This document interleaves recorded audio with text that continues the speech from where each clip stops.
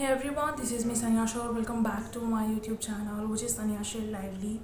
मैं जिस बारे में बात करना चाह रही थी और मैं सुबह से व्लॉग में बोल रही हूँ कि मैं बात करूँगी, उस व्लॉग को मैं अलग से अपलोड करूँगी और ये मैं एक अलग से वीडियो बना रही हूँ जिसमें मैं ये कहना चाहती हूँ कि हमेशा ही मैं बोलती हूँ कि ज़िंदगी बहुत मुख्तसर सी है और जो एक वक्त आ गया है और वो गुज़र गया है, वो दोबारा नहीं आता जब एक पल गुजर जाता है। इसी तरह हमारी लाइफ में बहुत ही खूबसूरत लोग होते हैं, भले हमारा उनसे खूनी रिश्ता ना हो, भले हमारा उनसे कोई रोज़ का मिलना ना हो, लेकिन वो हमारी ज़िंदगी में एक स्पेशल इम्पोर्टेंस रखते हैं।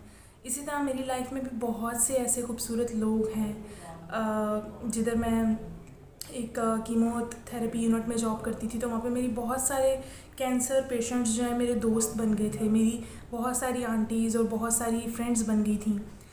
तो उनमें से ही एक मेरी बहुत बेस्ट फेवरेट आंटी, जिनका नाम ज़ुबैदा आपा था, मेरी उनसे रोज़ बात होती थी। आप यकीन करें you guys, even I don't know believe करेंगे कि नहीं कुछ लोग, क्योंकि मेरी उनसे बाकायदा बात होती थी रोज़। हफ्ते में 5 बार या 6 बार तो हम लोग बात करते थे। बहुत कम है कि रोज़ हम उस दिन बात नहीं कर पाते थे, तो मैं उस दिन उनको वॉइस नोट भेज देती थी और मेरी उनसे बहुत ज़्यादा एक अच्छी बॉन्डिंग हो गई थी। और आपको पता है, जब हम किसी से अच्छी तरह से मिलते तो मैं उस दिन उनको वॉइस नोट भेज देती थी और मेरी उनसे बहुत ज़्यादा एक अच्छी बॉन्डिंग हो गई थी। और आपको पता है, जब हम किसी से अच्छी तरह से मिलते हैं, बात करते हैं, किसी का आपको इखलाक पसंद आता है। और आंटी मुझसे बहुत प्यार करती थी और मुझे बहुत सारी दुआएं देती थी। और वो बीमार हुई अचानक से, नो डाउट पहले से वो बीमार थी, लेकिन रोज़ मैंने उन्हें कहना, उन्होंने रोज़ मुझे कोई ना कोई बात बतानी और मैंने कहना आंटी, मैंने उनको दुआएं देनी, मैंने उनके लिए दुआ करनी। और वो भी मेरे लिए बहुत दुआएं करती थी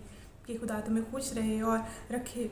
उनको जब मैं ऑडियो सेंड करती थी, जब मुझसे ऑडियो पे बात करती थी, तो वो जैसे हम किसी को ग्रीटिंग्स कर देते हैं, गुड इवनिंग और अस्सलाम वालेकुम, तो वो मुझे बोलती थी कि खुश रहो, जीती रहो, आबाद रहो और अच्छा जीवन साथी मिले तुम्हें और तुम्हारी हर दिल की ख्वाहिश पूरी हो। तो मुझे वो चीज़ें, वो आवाज़ें जैसे मेरे कानों में गूंज रही हैं। इतना उन्होंने मुझे प्यार दिया, इतना अच्छा उनका मेरे साथ टाइम गुजरा। मुझे नहीं यकीन आ रहा कि वो अब नहीं है हमारे बीच।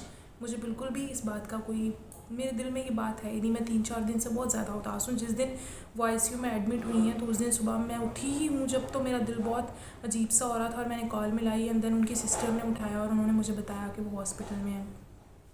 मुझे पता है कि बीइंग अ नर्स होते हुए आपको अपने प्रोफेशन की लिमिट्स में रहना चाहिए और आपको प्रोफेशनलिज्म दिखाना चाहिए, बट और पेशेंट्स के साथ आपको इतना ज़्यादा क्लोज़ नहीं होना चाहिए। लेकिन कुछ लोग होते हैं जो दिल में घर कर जाते हैं। उन आंटी की मैं उनको खराज तहसीन पेश करती हूँ कि उन्होंने इतनी तकलीफ़ में और इतने ज़्यादा टफ़ टाइम में भी ख़ुद को इतना स्ट्रॉन्ग रखा, जितना खुद को स्ट्रॉन्ग रखा हुआ था। मैं कहती हूँ सब पेशेंट्स के लिए वो एक एग्जाम्पल थी।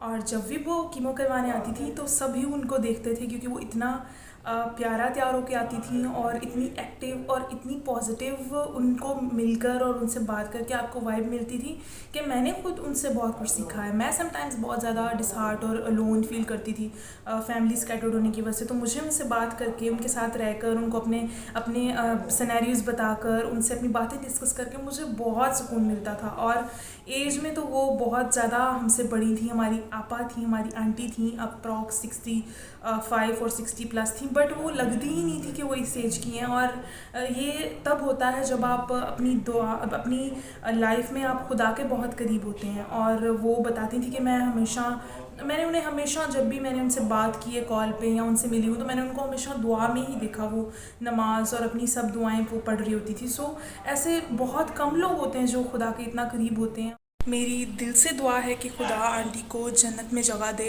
और उनके बच्चों को, फैमिली को तसल्ली दे। और हमेशा आप मेरी दुआओं में रहेंगी और यादों में रहेंगी। खुदा आपको एक अच्छा मुकाम जो है वो जन्नत में दे और आपकी सारी दुआओं को कबूल करे। और प्लीज़ आप लोग भी उनकी मग़फ़रत के लिए दुआ कीजिएगा और उनके बच्चों की तसल्ली के लिए दुआ कीजिएगा, क्योंकि जो खुदा हमें तसल्ली दे सकता है, वो कोई इंसान और उसके वर्ड्स और उसकी बातें तसल्ली नहीं दे सकते।